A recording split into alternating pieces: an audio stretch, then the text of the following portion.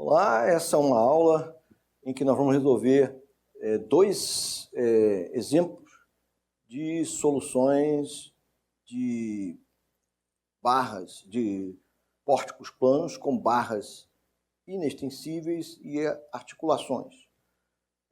São dois exemplos em que têm características diferentes. Um tem barras ortogonais, ou seja, barras horizontais e barras verticais, e nós vamos ver as diferenças que tem da solução, para o segundo exemplo, em que nós temos uma barra inclinada, na verdade são barras formando um triângulo.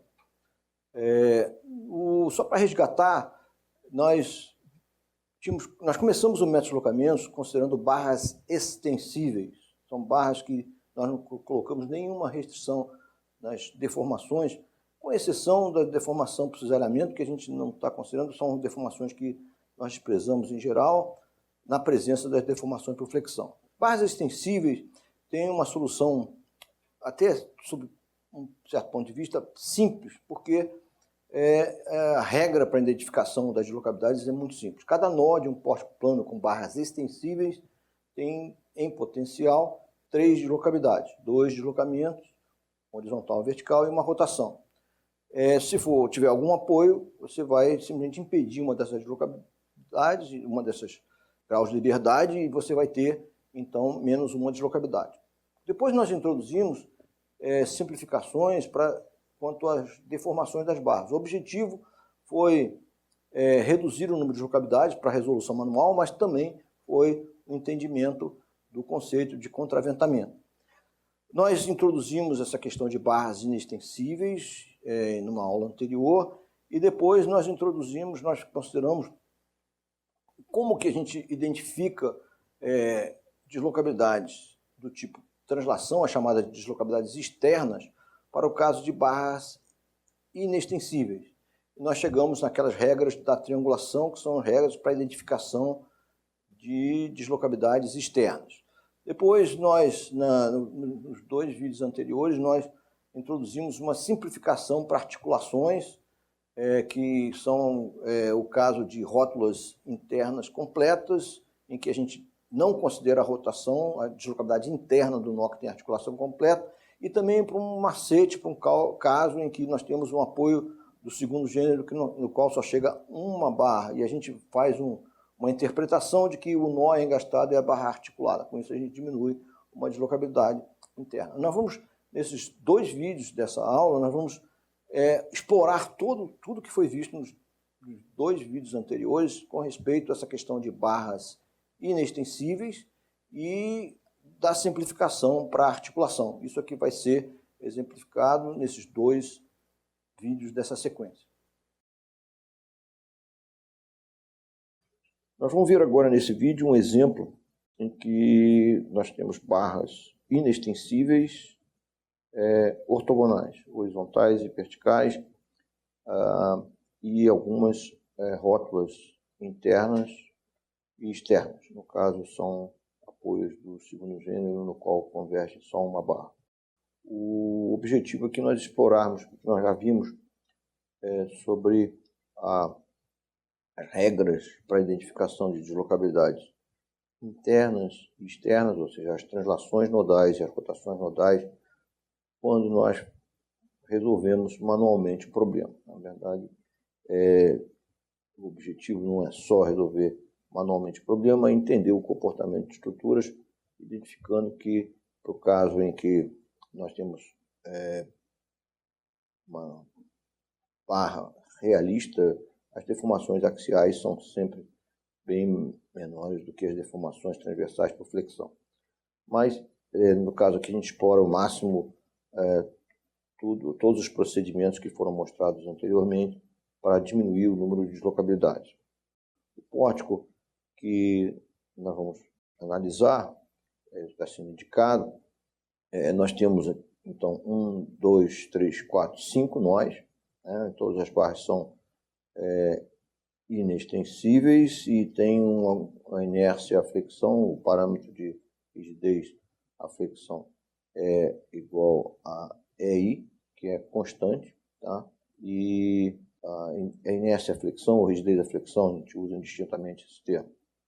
O que se quer é determinar o diagrama de momentos fletores do pórtico. Primeiro, nós vamos identificar as deslocabilidades internas e nós vamos então inserir chapas fictícias na criação do sistema hipergeométrico para fixar essas deslocabilidades internas, as rotações nodais. Nós já vimos as regras para inserção de chapas fictícias para prender rotações. Isso nós vamos explorar nesse exemplo. Então, nós temos aqui 5 nós, sendo que 2 são engastes, então não tem deslocabilidade interna, são 2 as rotações. Nós temos essa rótula, que é uma rótula completa, quer dizer, 2 barras que chegam na rótula são articuladas e nós vamos deixar então a rotação do nó indeterminada. Nós não vamos colocar chapa fictícia nesse nó. Finalmente, esse nó aqui é um apoio do segundo gênero, no qual só chega uma barra. Nós já vimos esse procedimento, nós vamos deixar a rotação indeterminada. Na verdade, nós vamos tratar como se essa situação como se fosse o nó engastado e a barra articulada, ou seja, nesse caso, então, é menos uma incógnita, menos uma deslocabilidade. O que nós temos, então, é uma rotação única do único nó que é ligado a 3 barras flexíveis e ele, então, é uma rotação que é uma incógnita, uma deslocabilidade interna. Nós estamos chamando de D1. Estou indicando aqui D1 com essa setinha com tracinho na base, a notação que a gente tem. O sentido positivo de D1 é uma rotação no sentido anti-horário, como está indicado. E na criação do sistema hipergeométrico, nós inserimos então uma chapa fictícia que prende o nó. O passo seguinte é a identificação das deslocabilidades externas. Nós vamos usar aqui as regras de triangulação que nós já vimos para identificar as deslocabilidades externas, as translações. E para isso nós vamos introduzir apoios fictícios do primeiro gênero que vão prender a deslocabilidade, vamos comentar sobre isso. Mas seria interessante a gente olhar esse modelo no F-Tool e ver como é que se dá a deformação após a inserção dessa chapa. Vamos ver que ainda existe, então, a possibilidade de translação nodal dos nós do modelo e por isso que nós vamos identificar as deslocabilidades. O que nós temos aqui é o pórtico modelado no F-Tool. É o mesmo exemplo, nesse caso colocamos propriedades, demos valores numéricos para as propriedades, o modo elasticidade e para as seções transversais também nós demos valores realistas. No caso nós utilizamos unidades em metro, mas todas as barras têm as mesmas propriedades, né? E mesmo sem olhar o modelo como um todo, eu vou primeiro adicionar aqui, eu vou inserir uma chapa nesse nó. Nós já colocamos todas as barras aqui inextensíveis isso é feito nessa consideração. Eu já verifiquei que todas as barras aqui são membros flexíveis sem deformação axial nem deformação por serramento. Deformação por serramento nós nunca estamos considerando, ela realmente é muito pequena quando comparada com a deformação por flexão e a deformação axial. E no caso aqui nós estamos desprezando também a deformação axial na presença da deformação por flexão. Então o que nós fazemos no F-Tool é atribuímos a todas as barras uma propriedade membro flexível, mas sem deformação axial e sem deformação por serramento. O que nós vamos fazer nesse modelo, não vou analisar ele como um todo, a resposta vai ser obtida no final do processo, mas eu já vou analisar a situação em que nós vamos fixar a rotação desse nó que tem a deslocabilidade interna. Então eu vou colocar uma chapa. Tá? Eu vou também desligar aqui as linhas de cota, só para ficar mais limpo o meu desenho. Vou enquadrar melhor aqui. E o que nós temos se eu observar a configuração deformada, com essa chapa, eu ainda tenho uma possibilidade de deformação desse pórtico. Nós temos uma configuração deformada. Mas observem que o que acontece aqui, eu tenho barras inextensíveis. Então, Os dois nós centrais, eles estão ligados a barras horizontais inextensíveis, que estão ligados a nós fixos à translação. Então, nós já vimos pela regra da triangulação, um nó que estiver ligado a outro nó fixo à translação por uma barra inextensível, ele tem ainda deslocamento na direção transversal ao eixo da barra. Então, é exatamente essa situação desse nó aqui de cima, ele está ligado a esse nó fixo à translação por uma barra inextensível, então ele pode se deslocar na direção horizontal. O outro nó também não está fixo à translação, então ele pode ter um deslocamento vertical aqui nesse caso, né? O deslocamento transversal à barra horizontal. O nó inferior ele está ligado a dois nós fixos à translação, mas as duas barras estão alinhadas, não formam um triângulo, como nós já tínhamos visto que quando se formasse um triângulo, eu vou mostrar já essa situação, esse nó teria o deslocamento fixo, mas ele não tem deslocamento fixo porque essas duas barras estão alinhadas e aqui está sendo mostrado exatamente que tipo de deformação essas duas barras podem ter. Elas podem se deformar, os dois nós. Esse nó ele pode se deslocar na direção vertical porque é perpendicular a essa barra horizontal da esquerda e também pode se deslocar na direção vertical porque essa é a direção perpendicular à barra da direita. As duas barras são horizontais e com isso ainda existe essa possibilidade desse deslocamento vertical. O que nós vamos ver é que basta colocar um apoio simples do primeiro gênero para prender essa deslocabilidade externa. Eu posso colocar esse apoio tanto no nó inferior quanto no nó superior. Vou colocar aqui esse apoio no nó superior, fixando na direção vertical, na direção Y. Então, se eu colocar esse apoio aqui, eu posso colocar ele assim, ou eu posso colocar ele girando de 180 graus, só para uma questão de figura, não tem nenhuma mudança nesse caso, é só um desenho. Nesse caso, nós vamos ver que o modelo fica preso, ou seja, só existem deformações locais provocadas pelas cargas aplicadas no interior dessas duas barras carregadas, a barra superior esquerda e a barra inferior direita. Essas são situações de engastamento perfeito dessas barras. Aqui tem uma articulação, mas continua sendo um engastamento perfeito. A gente vai ver isso, na verdade, o caso zero, essa situação aqui. E fixou completamente as translações do modelo, colocando apenas um apoio. Eu poderia ter colocado esse apoio embaixo, mas o fato é que isso dá a nossa regra da triangulação, ou seja, eu fixei o nó superior da translação vertical que ele poderia ter, colocando um apoio do primeiro gênero que prende o deslocamento na direção transversal ao eixo dessa barra horizontal, ou seja, na direção vertical. Quando eu prendo esse deslocamento desse nó, eu também prendo o deslocamento do nó inferior, porque essa barra é inextensível. E pela regra da triangulação, eu tenho esse nó fixo à translação, esse que nós acabamos de colocar o apoio do primeiro gênero. Com esse que estava fixo, porque tem o apoio do segundo gênero original, esses três nós aqui formam um triângulo, ou seja, um nó que estiver ligado a um nó fixo à translação e a outro nó fixo à translação, por duas barras inextensíveis e não alinhadas, fica fixo à translação. Tá? No caso, exatamente o que ocorreu aqui. Então, eu poderia também ter analisado, olhando para o engaste primeiro, os dois nós fixos, a translação tem duas barras que saem deles, que se conectam no nó anterior aqui. São duas barras inextensíveis, formando então os três nós no triângulo. Esse terceiro nó fica fixo à translação.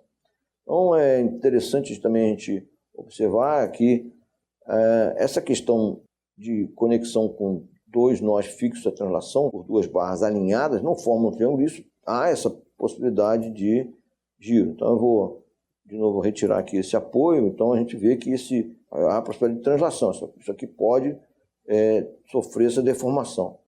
Eu vou fazer aqui só uma modificação sutil, em que eu vou inclinar essas duas barras, eu vou mover esses dois nós inferiores para uma posição, eu vou mover na direção vertical. Aqui no F2 é fácil fazer isso, eu vou selecionar esses dois nós aqui, selecionei o primeiro nó da esquerda, selecionei o nó da direita com a tecla Shift apertada para poder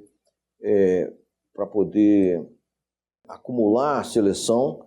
Eu entrei nesse menu aqui, que é o menu em que a gente faz transformações geométricas no modelo, nos nós ou nas barras selecionadas. No caso, a opção aqui é a opção de mover. Eu vou mover os dois nós na direção vertical. Eu vou pegar e vou dar uma translação para esses dois nós. A gente está vendo aqui o que está acontecendo, movendo os dois nós, abaixando os dois. E eles vão ficar nessa posição. Eu tinha ligado aqui o grid para poder dar um deslocamento vertical para baixo de 1 metro aqui, nesse caso. Então, olha o que acontece. A mudança que eu fiz foi uma mudança em que eu tenho agora as duas barras inferiores não estão alinhadas, elas formam um triângulo. Ou seja, o que eu tenho aqui agora? Eu tenho um nó fixo à translação, outro nó fixo à translação. Eu tenho esse nó interior, está ligado? Esses dois nós fixos à translação por duas barras inextensíveis, mas agora essas duas barras não estão alinhadas, ou seja, os três nós formam um triângulo. Então, observe que se eu agora analisar esse modelo, ver a deformação, veja que não tem mais deslocamento. Então, é essa questão dos dois nós fixos à translação estarem conectados a um terceiro nó fixo à translação por duas barras inextensíveis, mas não alinhadas, e aí o terceiro nó fica sem translação também. Como esse nó aqui não tem translação, o nó lá de cima também não vai ter, porque esse nó do engaste superior esquerdo está fixo à translação, o nó agora está fixo à translação, o nó aqui inferior do meio, e o terceiro nó, que tem a rótula, também fica fixo à translação. É interessante essa análise, o F2 mostra claramente o que está acontecendo. Então, essa situação aqui, nós teríamos uma situação que a gente teria menos uma deslocabilidade, seria só uma deslocabilidade interna. Mas o nosso problema não é esse, nosso problema é o problema com as duas bases horizontais aqui, e nós vamos proceder dessa maneira. Então, o que está sendo mostrado aqui nessa imagem é o modelo com as barras horizontais inferiores alinhadas, ainda sem o apoio fictício do primeiro gênero, que prende a translação, e no caso a translação que nós vimos no F2 é a translação D2, é o deslocamento vertical, e os dois nós do eixo central, eles têm o mesmo valor de deslocamento, porque a barra vertical ela é inextensível, então os dois nós de uma barra inextensível na direção axial têm o mesmo deslocamento, a direção axial da barra. Os dois nós extremos de uma barra só podem ter deslocamento relativos na direção transversal ao eixo da barra. E o que nós fazemos é introduzir um apoio do primeiro gênero, que é o apoio 2. Nós podemos colocar o apoio 2 tanto no nó superior quanto no nó inferior, que vai surtir o mesmo efeito. Não vai dar a menor diferença na solução. Nós vamos ver isso nesse caso. O que nós temos agora é uma receita de bolo, quer dizer, o método de deslocamento. Nós identificamos as deslocabilidades, nós já inserimos os apoios fictícios que fixam as deslocabilidades, lembrando que essa rotação aqui desse nó, que tem o apoio do segundo gênero, é uma rotação que fica indeterminada. Nós não vamos colocar chapa nesse nó, porque é um procedimento em que a gente já viu e que o nó, a gente interpreta isso como se fosse um nó engastado e barra articulada, então nós vamos considerar a rotação desse nó como incógnita. E agora é uma superposição de casos básicos em que nós vamos usar o sistema hipergeométrico para impor situações cinematicamente determinadas, configurações deformadas conhecidas. Nós temos duas deslocabilidades, então nós temos três casos básicos. Caso 0, caso 1 e caso 2. O caso 0 é o caso em que a gente tem a solicitação externa atuando, né? E nós já vimos então essa situação da barra inclinada, que não seria necessário fazer isso. E nós temos aqui o caso 0. O caso 0 é o caso em que eu fixo as deslocabilidades com os apoios fictícios prendendo as deslocabilidades, e a solicitação externa atua. A solicitação externa é uma força uniformemente distribuída vertical na barra superior horizontal, de 10 kN por metro, e a outra barra inferior na direita tem uma força uniformemente distribuída vertical de 12 kN por metro. O que nós estamos interessados para determinar no caso 0 são os efeitos dos apoios fictícios, são os chamados termos de carga. São beta 0 e beta 2,0 são os termos de carga. O que é um beta 0? Reação na chapa fictícia 1 para manter o modelo fixo, sem rotação nesse nó e sem deslocamento, quando atua a solicitação externa. O beta 2.0 é a força, a reação força que aparece no apoio 2 para dar essa configuração deformada de engastamento perfeito, uma situação de engastamento perfeito em que tem a deformada só das barras carregadas e com situações de engastamento. Nós também queremos determinar os momentos vetores nas barras, porque o nosso objetivo é chegar no diagrama final de momentos vetores e isso é feito por superposição dos diagramas dos casos básicos. No caso, nós não vamos desenhar o diagrama de momento vetor de cada caso, nós vamos indicar os momentos vetores nas extremidades das barras, usando a convenção de sinais do método dos deslocamentos. Nós já vimos isso, vamos rever através desse exemplo. Então, o ponto de partida aqui do caso 0 é essa situação de engastamento perfeito. Eu tenho os dois apoios fixando e eu vou buscar soluções fundamentais, que são as soluções de engastamento perfeito de barras isoladas. Essas serão usadas aqui no caso 0 para determinar os termos de carga e também para determinar os momentos das barras. Então, é sempre assim no método de deslocamento, eu conheço a situação cinemática determinada de cada caso e então eu conheço todos os efeitos, todas as reações que aparecem nos apoios fictícios e nos apoios originais da estrutura. Então, com essa configuração deformada ou a situação de engastamento, no caso 0, eu conheço tudo. Essa solução que eu vou obter do beta 1.0 beta 2.0 é a solução global. Eu vou determinar esse beta 1.0 e esse beta 2.0 através da superposição de soluções locais, sempre assim no método de deslocamento. E as soluções locais, neste caso, são as soluções fundamentais de engastamento de barras isoladas. Então, eu vou olhar para essas situações, são as duas barras, tem uma situação de engastamento perfeito, a barra superior tem a extremidade esquerda engastada, a extremidade direita, o nó está engastado, mas ela tem uma articulação à barra. A barra inferior da direita, ela é totalmente engastada, esse apoio engaste aqui original. Existe esse apoio aqui, é a chapa que está fazendo esse engaste e também não tem deslocamento, porque aquele apoio 2 lá de cima está prendendo esse deslocamento. Então a gente vê que as duas barras se comportam isoladamente como se fossem barras totalmente engastadas. Uma tem articulação e a outra não. Então isso são soluções fundamentais, são soluções de engastamento perfeitos fundamentais. Então eu conheço essas reações que aparecem nas barras, os esforços que tem que atuar para ela ter essa situação de engastamento perfeito. A gente conhece, está disponível, são as chamadas soluções fundamentais de engastamento perfeito, de barras isoladas. Aqui no caso eu tenho a reação que aparece no engaste, o QL2 sobre 8 é 10 valor da carga, vezes 4 ao quadrado, que é o vão. Dividido por 8 dá esse 20, no sentido indicado aqui, que é o sentido anti-horário. As reações verticais que aparecem aqui, as forças transversais, elas também são tabeladas e são 5/8 da carga total, vem o apoio que tem o engaste e 3/8 vai para o lado direito, o lado em que a gente tem a articulação. O 10 vezes 4 é o valor da carga total, vezes 5/8 dá 25. 10 vezes 4 vezes 3/8 dá 15. Então, isso é o que aparece na reação vertical aqui do lado direito. Já na barra inferior, até pela simetria, dois nós são engastados e eu tenho as minhas reações momentos, são dois momentos no sentido oposto, no lado esquerdo no sentido anti-horário, do lado direito horário, valor da carga 12 vezes o vão 4 ao quadrado, dividido por 12, então dá 16 dos dois lados.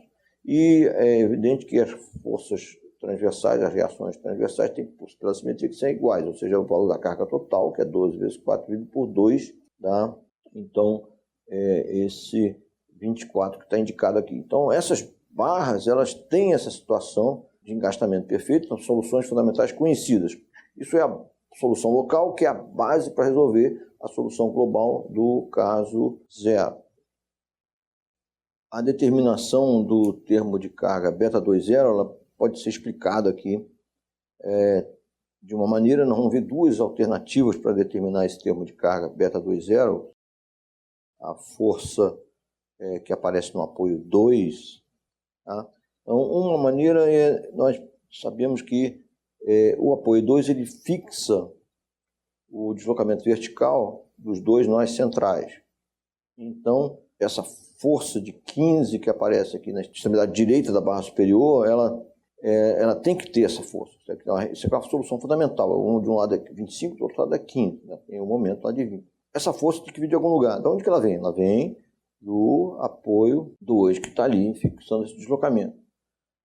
Já a outra força de 24 que aparece na extremidade esquerda da barra inferior, ela tem que vir de algum lugar. De onde que ela vem? Ela também vem lá do apoio 2 lá em cima, só que como é que ela chega aqui? Ela chega via esforço normal na barra vertical. Nós não sabemos a priori esforços axiais nas barras inextensíveis, mas não quer dizer que essas barras não tenham esforço normal, que ela não tenha deformação axial provocada pelo esforço normal. Nos vídeos das aulas subsequentes, nós vamos reforçar esse conceito bastante, tá? Mas a determinação do beta 2.0, nesse caso, é trivial. Essas duas forças que aparecem na extremidade direita da barra superior carregada e na extremidade esquerda da barra inferior carregada, essas forças, ou seja, na linha de ação vertical do beta 2.0, elas se somam para dar o beta 2.0. Então, é o efeito local que está sendo superposto para obter o efeito global. Tá? Quando as barras são ortogonais, como nesse exemplo, essa alternativa de se calcular o beta 2.0 como a soma dos esforços transversais, dos esforços cortantes nas extremidades das barras, na linha de ação do termo de carga translacional, da reação força, né, que prende no apoio que fixa a translação, isso é uma alternativa que pode ser adotada. E nós já vimos isso, vamos ver isso em vários outros exemplos que são subsequentes. Nós vamos ver que existe uma segunda alternativa, que é um equilíbrio global do modelo, uma vez que nós já conhecemos essas reações nos apoios originais do modelo, e nós podemos fazer isso, que vai ser mostrado em seguida. Mas já mostrando a situação final do caso 0, em que nós mostramos as reações nos apoios originais, que estão indicadas, vieram da solução fundamental. Essa barra horizontal inferior da esquerda, ela está descarregada, ela é uma barra flexível, está descarregada e não tem nenhuma deformação no deslocamento, então ela não tem esforço algum, ela não pode ter uma barra que pode se deformar, mas não tem deformação e ela não tem esforço nenhum. E por causa disso não tem reação vertical aqui nesse apoio segundo gênero. Não poderia ter, se tivesse teria um cortante na barra, mas a barra não tem cortante, porque não tem momento, não tem cortante. O que está sendo indicado aqui são os momentos fletores, nesses tracinhos aqui estão indicados valores dos momentos fletores em todas as barras. Isso está sendo indicado com um sinal, que é o sinal da convenção de sinais do método de deslocamento, nós já vimos isso. Então, quando o momento atua sobre a extremidade da barra no sentido anti-horário, ele é positivo. Então, essa reação 20 aqui é no sentido anti-horário, então o momento que atua sobre a extremidade da barra é mais 20, que está indicado aqui. Isso aqui é o M0 em quilonewton-metro. Já a barra inferior, carregada, eu tenho esse momento de mais 16, porque é no sentido anti-horário, e do lado de cá é menos 16, porque é no sentido horário, lado direito. E aqui aparece essa reação de 25, essa reação de 24. O beta 1.0 faz aqui o engaste desse nó inferior aqui. Então, a chapa 1 prende, então esse é o termo de carga, reação-momento na chapa 1. Só tem reação-momento vinda da barra carregada, porque a outra barra não tem momento chegando nessa chapa. Também a barra vertical central não tem momento nenhum, porque não tem nenhuma deformação, então não tem momento nesse caso 0. Então está indicado aqui com valores nulos aqui nas extremidades. Então o beta 1.0 é só a reação, o momento que aparece aqui nessa barra bem engastada inferior. Tá? O cálculo do beta 2.0, nós já vimos que ele tem uma maneira de calcular, que é somando as cortantes, os esforços transversais nessa linha de ação de todas as barras que chegam nas seções que chegam na linha de ação. Então, nós vimos aqui de esforço de 15 e aqui embaixo de 25. Uma alternativa, a segunda alternativa, é o equilíbrio global, que funciona nesse caso porque nós só temos uma incógnita, que seria o beta 2,0, por esse equilíbrio global na direção vertical. Estou mostrando aqui o somatório de FY na direção vertical é igual a zero, estou impondo isso, mas nesse caso eu tenho que considerar todas as forças atuando na direção vertical, inclusive as cargas aplicadas. Se eu fizer essa contabilidade e esse equilíbrio na direção vertical, eu vou ter beta 2,0, assumindo que beta 2,0 é para cima, e eu tenho uma força de 10 vezes 4, que é a resultante desse carregamento na viga superior, então é negativo, que é para baixo. Depois, menos 12 vezes 4, que é o resultante do carregamento que atua para baixo. E depois eu tenho que somar essas reações forças, que são conhecidas aqui de 15 e de 24. E isso, então, fazendo esse equilíbrio, eu vou chegar no mesmo valor beta 2,0 igual a mais 39, ou seja, é para cima, que nós já tínhamos obtido somando forças transversais na linha de ação do beta 2,0. São as duas alternativas que nós vimos. Uma é o equilíbrio global do modelo, que é essa que nós vimos agora. Então, quando nós temos barras ortogonais, é possível utilizar essas duas alternativas. No caso, óbvio que aqui tem uma só incógnita, que é o beta 2,0. Quando nós vamos ver no exemplo seguinte, no vídeo que vem depois deste, é que quando nós temos barras inclinadas, nós poderíamos usar essas duas alternativas, mas vai ser mais simples fazer o equilíbrio global. Nós vamos salientar isso no exemplo que vem em seguida. Mas, por hora, estamos aqui vendo esse exemplo que tem as barras ortogonais. E terminou o caso zero. Né? O caso zero terminou, já temos os momentos na extremidade de todas as barras, temos calculados os termos de carga beta 1,0 e o beta 2,0. Então, nós vamos partir agora para o caso básico 1. Agora, nós temos o caso 1 dessa solução pelo método de deslocamentos, caso básico 1. E, como sempre, no método de deslocamentos, cada caso básico inicia pela identificação da configuração deformada pela condição cinematicamente determinada de cada caso. O caso básico 1 isola o efeito da deslocabilidade D1, que é a rotação desse nó central inferior. Isso é uma incógnita. O que nós fazemos dentro do procedimento de método de deslocamentos, nós vamos impor uma configuração deformada em que D1 é igual a 1, isso é aplicado uma rotação de 1 radiano, que é grande, mas é tratada como uma rotação pequena, porque o valor de D1 final ele é pequeno. Mas é assim que nós fazemos no método de deslocamentos. A gente impõe um valor unitário da deslocabilidade, deixando o valor da incógnita T1, que é a rotação do nó inferior central, em evidência.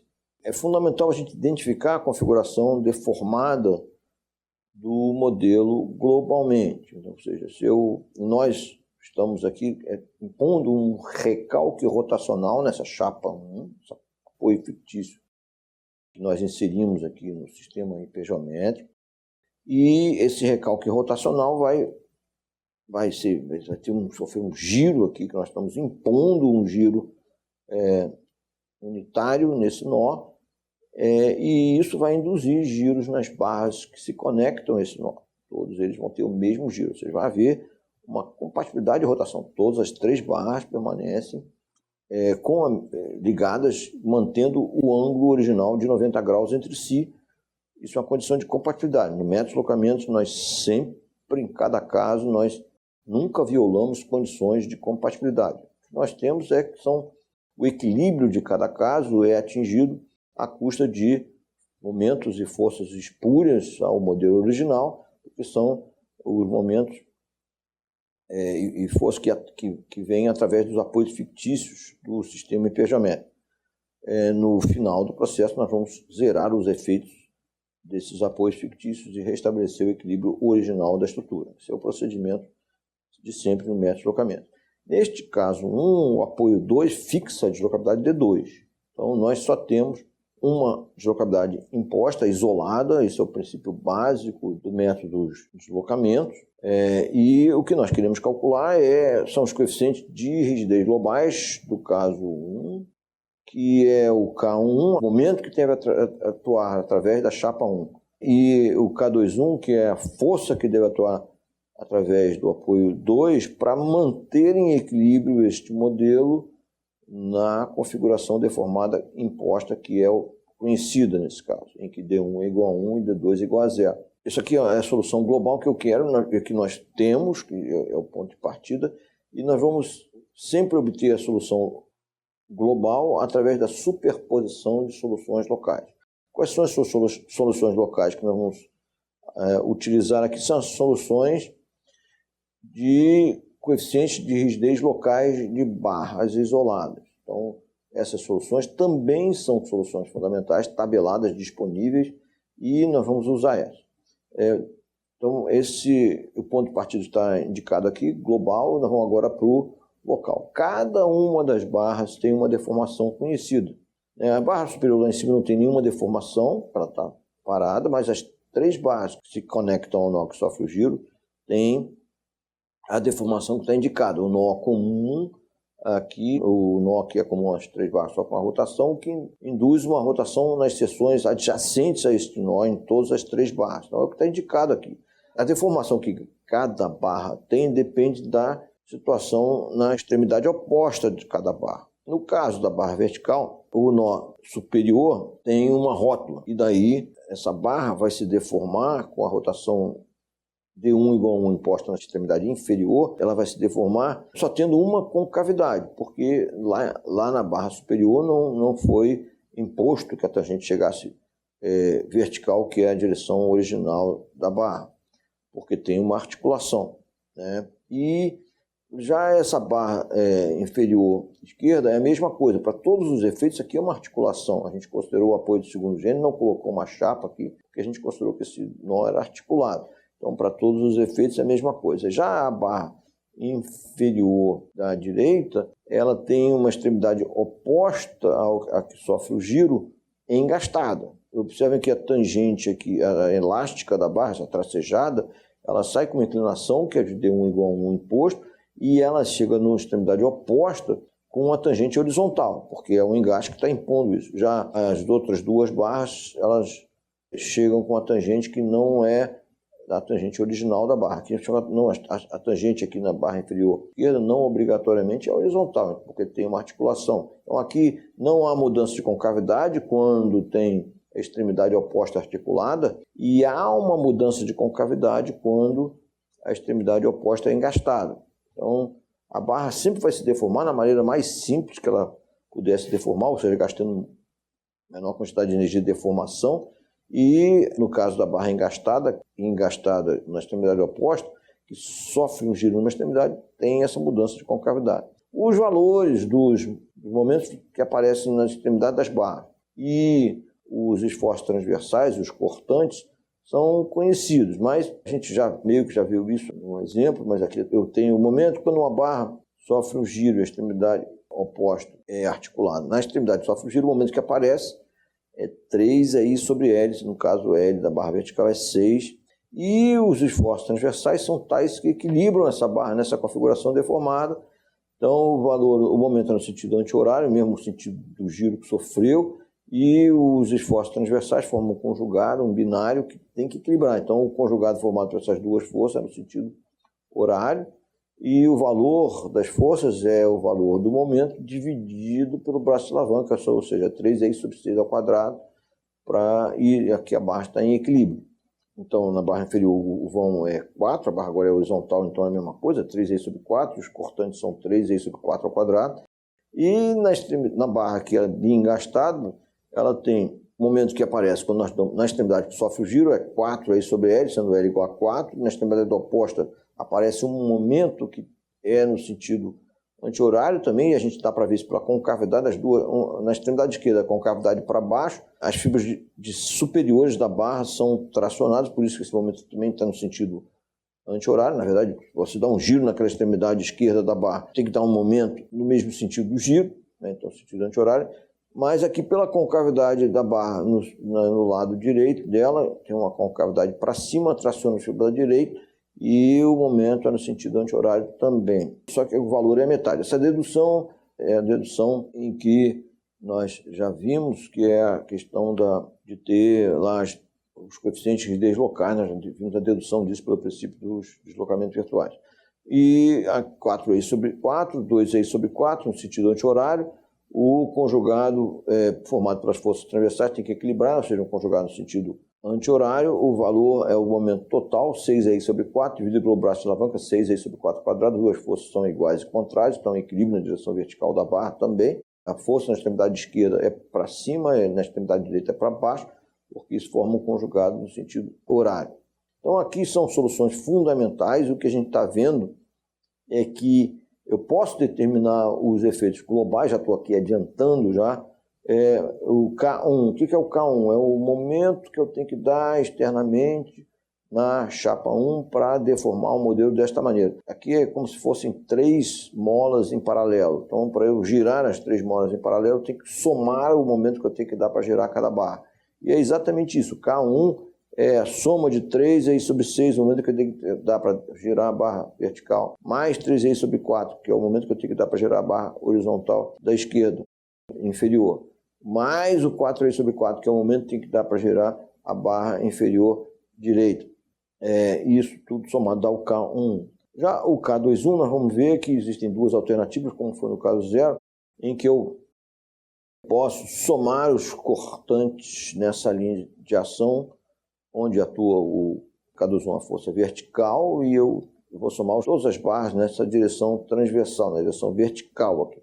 A barra superior lá não tem nenhuma deformação, também não tem cortante. Então, nessa linha de ação vertical só tem esses 2 cortantes, e aí vai ser direto. O valor do K21 vai ser esse cortante, K21, para baixo, 3 sobre 4 ao quadrado para baixo, então é menos 3 sobre 4 ao quadrado, e essa barra tem um 6 sobre 4 ao quadrado para cima.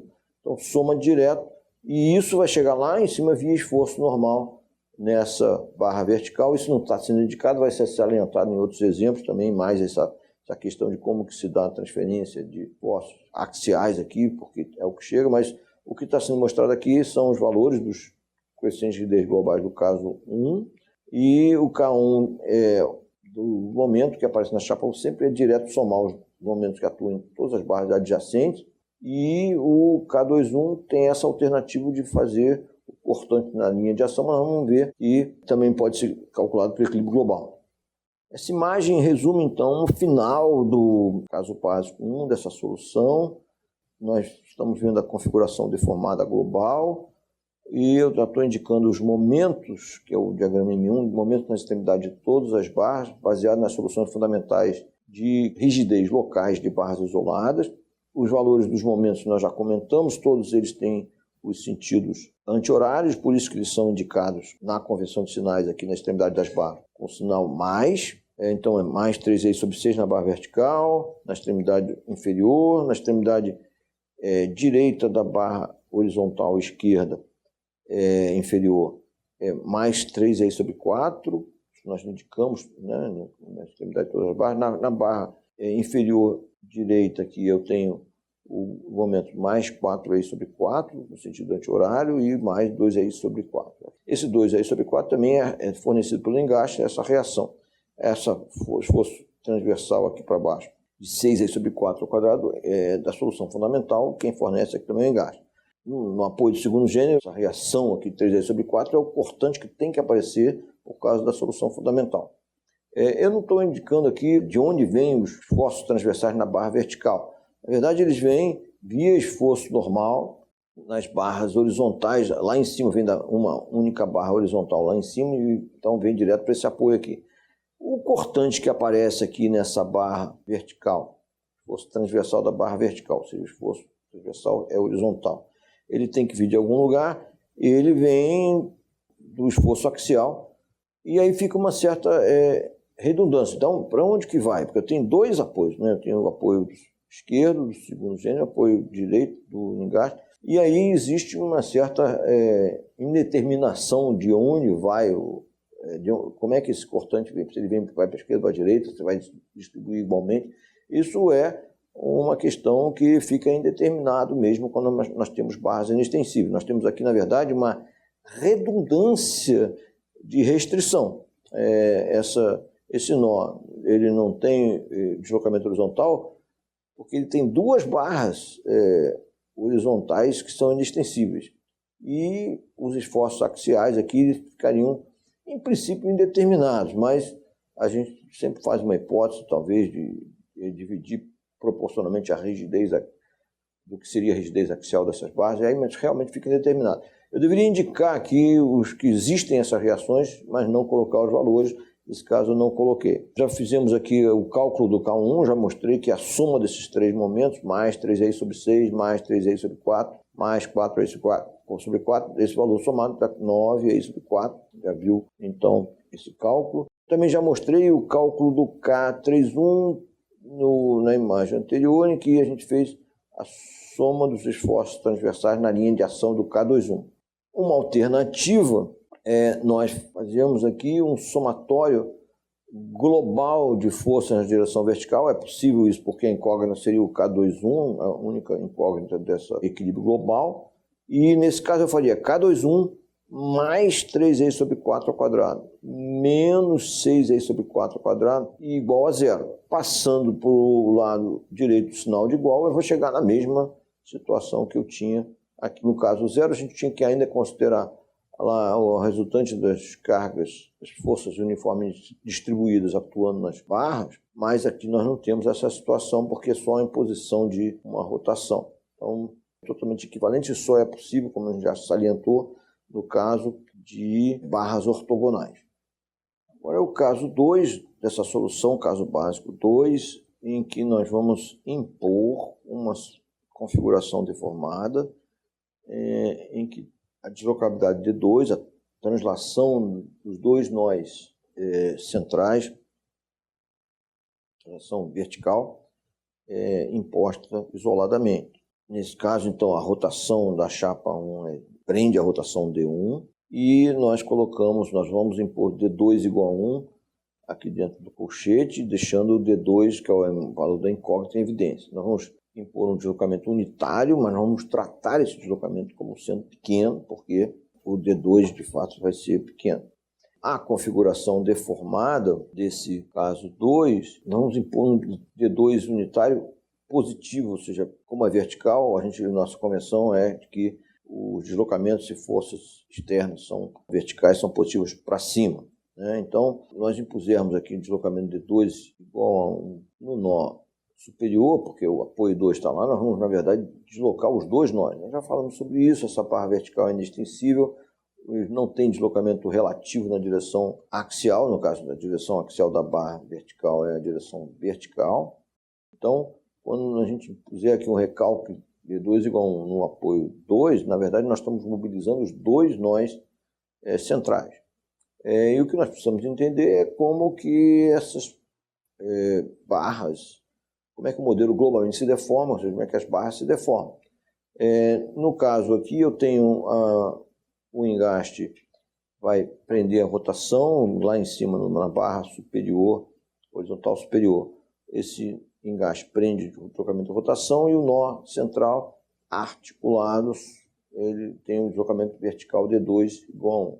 A configuração deformada é tal que a tangente que chega na rótula não obrigatoriamente é horizontal, seria a direção original da barra, mas como tem articulação, ela libera essa rotação, então a barra vai se deformar só com uma concavidade para cima.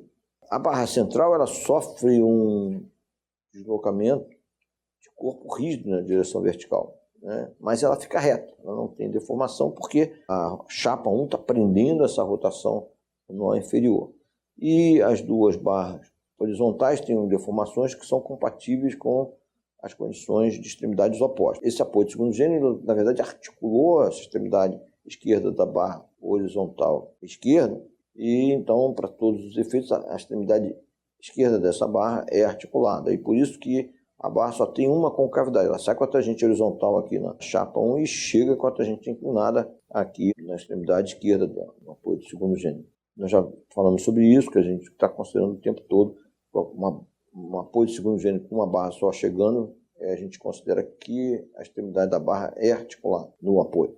Já a barra horizontal inferior, a configuração deformada é tal que a tangente sai horizontal aqui na chapa, porque a chapa prende a rotação D1, e chega horizontal também lá no engaste, porque porque o engaste prende a rotação. E aí a barra vai se deformar de tal maneira que há uma mudança de concavidade na elástica da barra. Então, na extremidade esquerda dessa barra, a concavidade é para baixo, e na extremidade direita, a concavidade é para cima.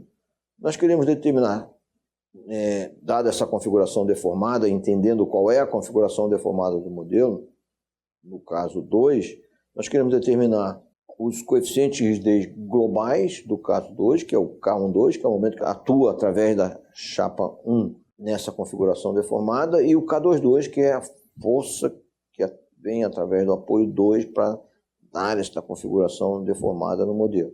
Isso é o efeito global, e nós vamos determinar os efeitos globais a partir da superposição de soluções fundamentais locais de coeficientes de rigidez locais de barras isoladas. Nós vamos também indicar os momentos fletores nas extremidades de todas as barras, porque depois vamos precisar disso para determinar os momentos fletores finais através da superposição dos 3 casos. Então esse é o ponto de partida. Vamos olhar então o que ocorre com cada uma das barras isoladamente. Então eu conheço a configuração deformada das 3 barras que se deformaram. A barra central ela não se deformou, ela é uma barra inextensível e os 2 nós sofreram um deslocamento vertical e a barra não teve rotação, ou seja, teve um momento de corpo rígido. A única coisa que ela vai ter é um esforço axial, o momento fletor não tem. E aí a configuração deformada sempre é compatível com a concavidade. Então, se aqui eu tenho a concavidade para cima, na barra superior, ela na extremidade esquerda traciona as fibras inferiores e o momento fletor que aparece compatível com essa situação é um momento no sentido horário, o valor dele é 3e⁴ ao quadrado, traciona as fibras inferiores, ou seja, no sentido horário, e daí para equilibrar aparecem esforços transversais no sentido anti-horário, que tem o valor do momento dividido pelo braço de alavanca, ou seja, 3e⁴ ao cubo. E vejo que na extremidade direita a força tem que ser para cima, na extremidade esquerda para baixo, e não podia ser de outra maneira. Para dar um deslocamento de 2 igual a 1 na extremidade direita, eu tenho que aplicar uma força naquela extremidade também para cima, não tem como ser diferente. E vai ser sempre assim, todas as forças transversais na linha de ação do D2 igual a 1 imposto, todas as forças têm que ser para cima. Isso seria inconsistente fisicamente se aparecesse para dar um deslocamento para cima na linha de ação da força, eu tenho que dar um deslocamento a força para cima, não tem como ser de outra maneira. Então a gente olha a configuração deformada das barras, agora das barras horizontais. A barra inferior ela não tem mudança de concavidade, extremidade esquerda articulada. O momento que aparece na extremidade engastada aqui, no caso por causa da chapa 1, esse momento 3e⁴ ao quadrado, e os esforços transversais são esse momento dividido pelo braço de alavanca, 3e⁴ ao cubo. O momento é no sentido anti-horário, porque traciona as fibras superiores, a concavidade é para baixo, na extremidade direita da barra. Então o momento tem que ser no sentido horário, compatível com tracionar as fibras superiores. Então o conjugado é no sentido anti-horário, para equilibrar essa barra, fica em equilíbrio nessa configuração deformada. De novo, essa força tem que ser na linha de ação do D2 igual a 1 que é imposto, tem que ser uma força vertical, no mesmo sentido do D2 igual a 1 imposto. O valor é 3e⁴ ao cubo. Já na barra engastada, que é horizontal da direita, eu tenho a extremidade esquerda, tem uma concavidade para baixo. O momento, para ser compatível com a tração das fibras superiores, tem que ser um momento no sentido anti-horário. Na extremidade direita tem uma concavidade para cima. O momento que aparece, então, tem que tracionar as fibras inferiores, então o momento também tem o sentido anti-horário. O valor dos momentos é 6e⁴ ao quadrado, sendo 4 vão da baixa, é a tabela. Dos 2 lados, mesmo momento. Quando eu tenho, então, os esforços transversais vão equilibrar a barra nessa configuração deformada. Então, os 2 momentos somados no sentido anti-horário dão 12e⁴ ao quadrado. Os cortantes, os esforços transversais, têm que formar um conjugado no sentido horário de 12e⁴ ao cubo, porque o braço de alavanca é 4. E aí, vemos que o K22, olhando aqui pelos forças na linha de ação de D2 igual a 1 é somar essas forças todas, cada uma das parcelas do K22, o termo em que I igual a J tem que ser positivo, então mais 3i sobre 4 ao cubo, mais 3i sobre 4 ao cubo, mais 12i sobre 4 ao cubo somado, tá o K22. Depois vamos ver que o equilíbrio global também dá esse mesmo valor. E o K12 é o momento que aparece na chapa 1, quem fornece? A chapa 1 vai vir então desses dois momentos que aparecem, e o sentido do K12 é o sentido que atua na barra. Então eu tenho esse momento aqui, 3i sobre 4 quadrado no sentido horário, então é menos 3i sobre 4 quadrado, e para a barra da direita é 6i sobre 4 quadrado, sentido anti-horário, portanto mais aqui que aparece. Então já está mostrado os valores aqui dos coeficientes de rigidez globais do caso 2. Já finalizando a situação, a gente tem indicado os momentos nas extremidades de todas as barras. Eu vejo que quando o momento atua no sentido anti-horário na extremidade da barra, ele aparece aí na convenção de sinais aqui com um sinal menos, a gente já falou sobre isso, tem aqui menos 3i sobre 4 quadrado, menos 3i sobre 4 quadrado, e esses mais 6i sobre 4 quadrado, mais 6i sobre 4 quadrado, são os momentos que aparecem na extremidade da barra inferior direita, que tem o sentido anti-horário. Então, indicando aqui as reações dos apoios originais, que a gente já falou sobre o cálculo do K12, que é menos 3i sobre 4 quadrado, mais 6i sobre 4 quadrado, dá esse mais 3i sobre 4 ao quadrado.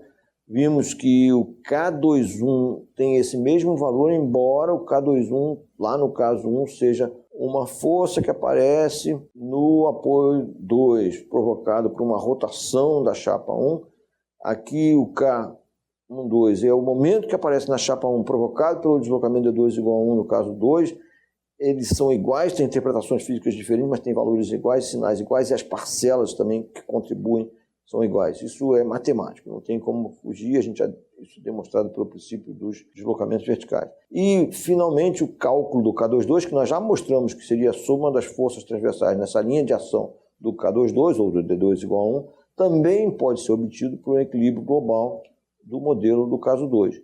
Essas reações que tem nos outros apoios, todas elas são para baixo. Se eu fizer o somatório total das forças na direção vertical, K22, menos 3i sobre 4 ao cubo, menos 3i sobre 4 ao cubo, menos 12i sobre 4 ao cubo, igual a zero, quando a gente passa tudo que é conhecido para o lado direito, o sinal de igual vai dar K22 igual a mais 3i sobre 4 ao cubo, mais 3i sobre 4 ao cubo, mais 12i sobre 4 ao cubo, como nós já tínhamos determinado. Esse caso é barras ortogonais, nós temos essa alternativa sempre que nós tivermos somente uma incógnita para o equilíbrio das forças na direção da deslocabilidade externa. Aqui já está o caso, agora nós vamos finalizar o processo, impondo as condições de equilíbrio do modelo sem os apoios fictícios.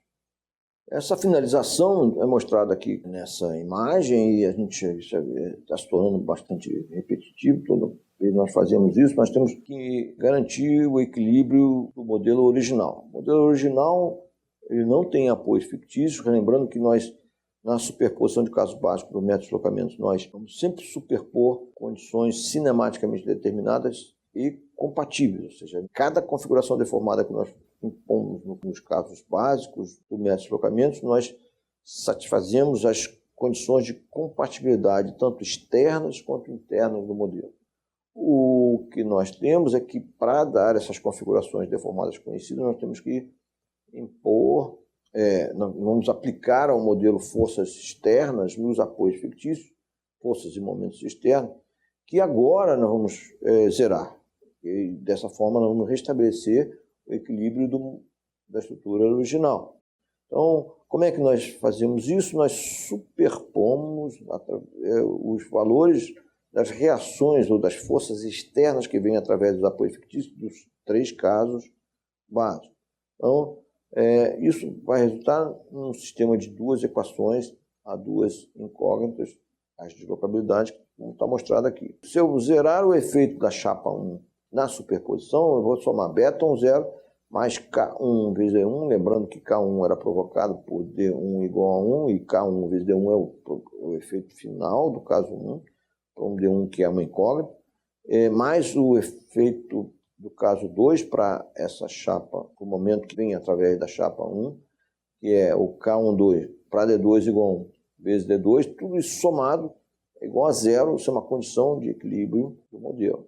Já a mesma coisa para o apoio 2, vamos zerar o efeito do apoio 2, é beta 2, 0, é a reação no caso 0, mais K21 vezes D1 é a força que vem através do apoio 2, no caso 1, K21 para D1 igual a 1 vezes D1, final do caso do 1, mais o K22 vezes D2, a mesma coisa. Isso é uma condição de equilíbrio, são duas equações de equilíbrio a duas incógnitas, D1 e D2. Então, colocando essa equação de uma forma matricial, já levando em conta os valores numéricos que nós calculamos nos casos básicos, eu tenho aqui os termos de carga, mais 16 mais 39, é o beta 1 0 e o beta 2 0. Os K1 são todas funções de EI, nós não demos o valor de EI, simplesmente indicamos que todas as barras têm a mesma rigidez à flexão, EI, rigidez à flexão ou inércia à flexão, a gente usa indistintamente esses dois termos.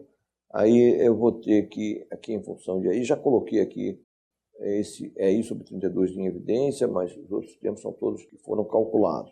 Isso tudo aqui vezes o vetor da deslocabilidade, isso aqui é a matriz de rigidez global, isso aqui é o vetor dos termos de carga, vetor das deslocabilidades, tudo isso igual a zero.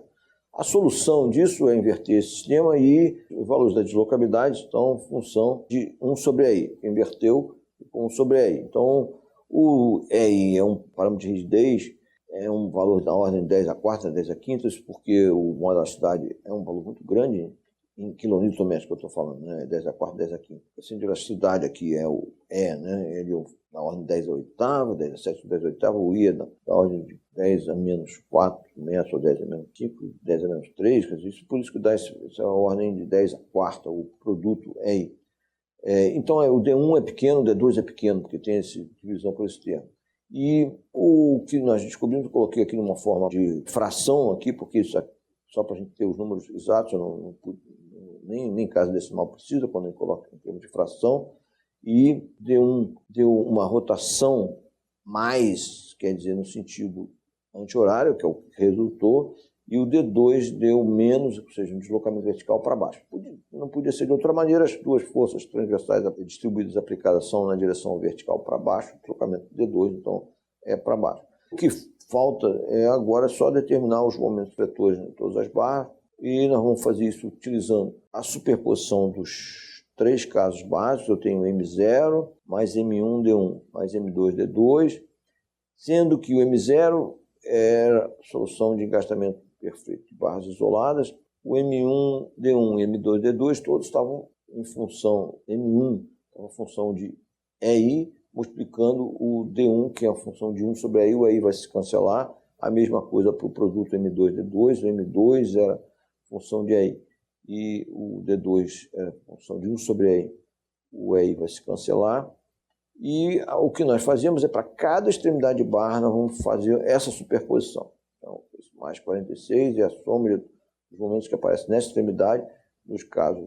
0, 1 e 2, fazendo essa conta. M0 mais M1D1 mais M2D2. Nós fazemos isso para todas as barras, mas ainda com a convenção de sinais do método de deslocamento, em que os sinais estão associados aos sentidos, e o que nós vamos obter, então, são esses valores indicados aqui nas extremidades da barra.